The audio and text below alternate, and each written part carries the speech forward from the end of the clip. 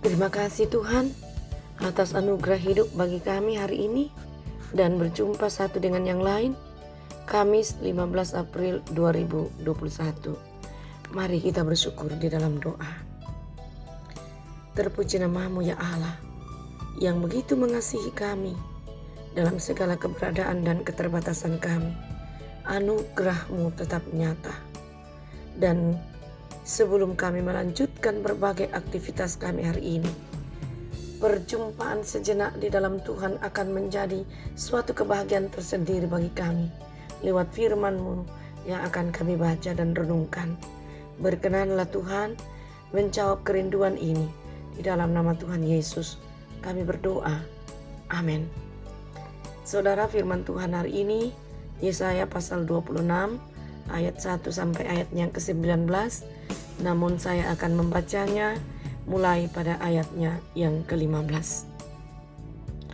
Berkata, "Ya Tuhan, Engkau telah membuat bangsa ini bertambah-tambah. Ya, membuat bertambah-tambah umat kemuliaan-Mu. Engkau telah sangat memperluas negerinya. Ya Tuhan, dalam kesesakan mereka mencari Engkau. Ketika hajaran-Mu menimpa mereka mengeluh dalam doa. Seperti perempuan yang mengandung, yang sudah dekat waktunya untuk melahirkan, menggeliat sakit, mengerang karena sakit beranak. Demikianlah tadinya keadaan kami di hadapan-Mu ya Tuhan. Kami mengandung, kami menggeliat sakit, tetapi seakan-akan kami melahirkan angin. Kami tidak dapat mengadakan keselamatan di bumi, dan tiada lahir penduduk dunia. Ya Tuhan, orang-orang-Mu yang mati akan hidup pula. Mayat-mayat mereka akan bangkit pula. Hai orang-orang yang sudah dikubur di dalam tanah, bangkitlah dan bersorak-sorailah, sebab embun Tuhan ialah embun terang, dan bumi akan melahirkan arwah kembali."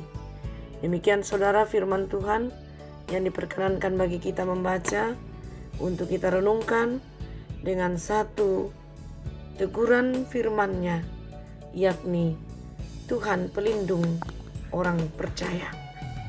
Pertanyaan terkait dengan tema ini, betulkah Tuhan itu kita jadikan pelindung bagi kehidupan kita sebagai umat-Nya? Tentu tidak semudah kita mendengar perkataan ini dan terwujud dalam kehidupan sehari-hari. Tentu banyak tantangan saudara untuk mewujudkan bahwa Tuhan benar pelindung bagi kehidupan beriman kita. Melihat bentuknya, kitab Yesaya maksudnya pasal 26 ayat 1 sampai 21 mirip dengan Mazmur 24 ayat 7 sampai ayat yang ke-10. "Angkatlah kepalamu hai pintu-pintu gerbang, dan terangkatlah kamu hai pintu-pintu yang berabad-abad, supaya masuk Raja kemuliaan. Siapakah itu Raja kemuliaan? Tuhan jaya dan perkasa, Tuhan perkasa dalam peperangan. Angkatlah kepalamu hai pintu-pintu gerbang, dan terangkatlah kamu hai pintu-pintu yang berabad-abad, supaya masuk Raja kemuliaan. Siapakah Dia itu Raja kemuliaan? Tuhan semesta alam, Dialah Raja kemuliaan."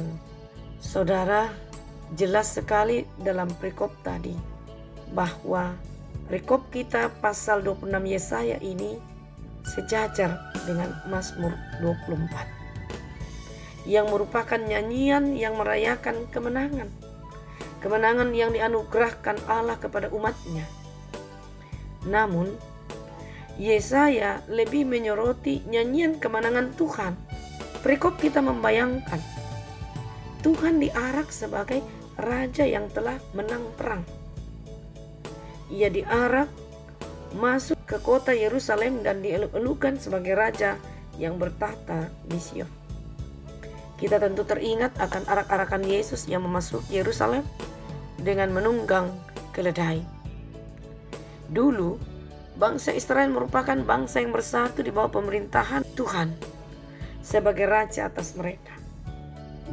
Penyertaan Allah senantiasa mereka alami dalam kehidupan sehari-hari. Mereka menikmati penyertaan Allah dalam perjalanan di padang gurun. Tuhan adalah pelindung mereka. Saat diserang oleh bangsa-bangsa lain, Tuhan melindungi mereka. Saat tentara Firaun mengepung mereka, sedangkan di depan terhampar laut Tiberau yang sangat luas dan mematikan. Tetapi selalu saja ada jalan-jalan Tuhan, cara Tuhan menyelamatkan dan memberkati serta menjamin kehidupan kita kadangkala tidak dapat dimengerti. Tuhan Sang Pelindung membelah laut sehingga mereka selamat dengan menyeberangi laut itu. Namun keadaan lama-kelamaan berubah, saudara. Ketika Israel memaksa Allah untuk mengangkat raja bagi mereka, itulah awal mula terjadinya perpecahan sebagai umat Tuhan. Mereka terpecah menjadi dua, yakni kerajaan utara dan selatan. Raja-raja yang memerintahkan kebanyakan justru membawa orang Israel untuk tidak lagi bergantung kepada Tuhan. Bahkan banyak raja yang membawa ilah-ilah asing untuk menjadi sesembahan pengganti. Itulah sebabnya, saudara, Allah menghukum mereka meski menyakitkan. Tetapi hukuman dapat membawa kepada pertobatan. Semua kecongkakan, kekhawatiran, percaya pada kekuatan diri sendiri, dan bahkan pada ilah-ilah asing harus dibuang dari dalam diri kita. Kita harus bergantung hanya kepada Tuhan, yaitu Allah kita, pelindung yang sejati itu.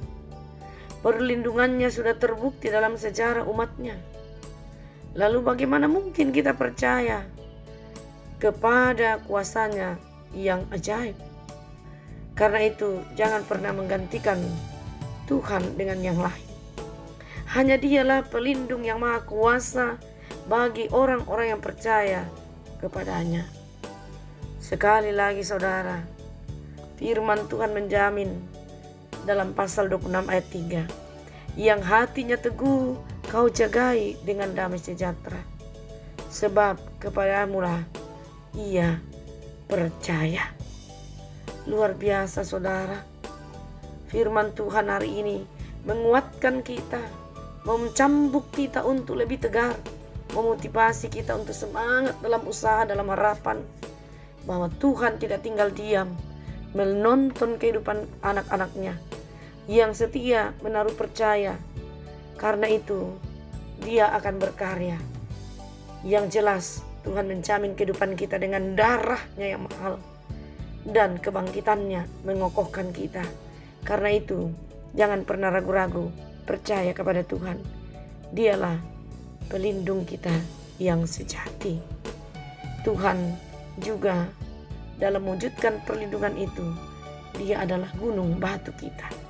Mengapa kita harus ragu? Karena itu percayalah, saudara. Amin. Terima kasih Tuhan, kami telah berhenti merenungkan firman-Mu. Berkenanlah sehingga firman-Mu ini terus berbicara bagi kehidupan kami.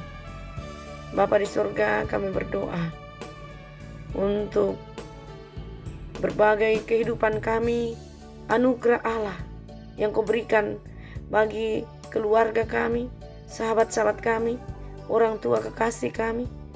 Tuhan berkati agar kami boleh melewati dan merencanakan banyak hal hari ini yang sesuai dengan kehendak Tuhan.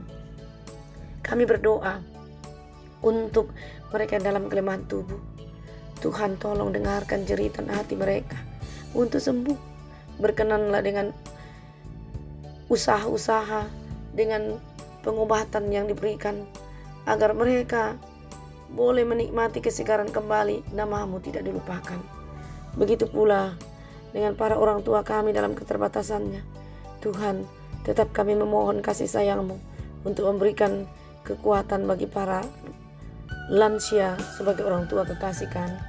Kami berdoa Tuhan bagi mereka yang berbahagia karena hari ulang tahunnya. Lengkapilah sukacitanya Tuhan. Nama-Mu dipuji dan dimuliakan. Kami juga teringat Bapa di surga untuk kehidupan anak-anak-Mu yang bergumul karena duka cita. Kuatkan dan topang mereka Tuhan. Begitu pula Kami bersyukur, berdoa bagi sekelompok anak-anak kami yang telah mengikuti UMPTN dan dinyatakan lulus. Tuhan berkatilah sukacita itu. Dan bagi mereka yang belum, tetap semangat untuk menyerahkan kehidupan mereka, harapan-harapannya ke dalam tangan-Mu. Kami berdoa ya Tuhan, untuk rencana kami hari ini. Engkau yang berperkara, mengasihi kami semua. Ampuni dosa kami, dengarkan syukur kami, di dalam nama Tuhan Yesus. Amin.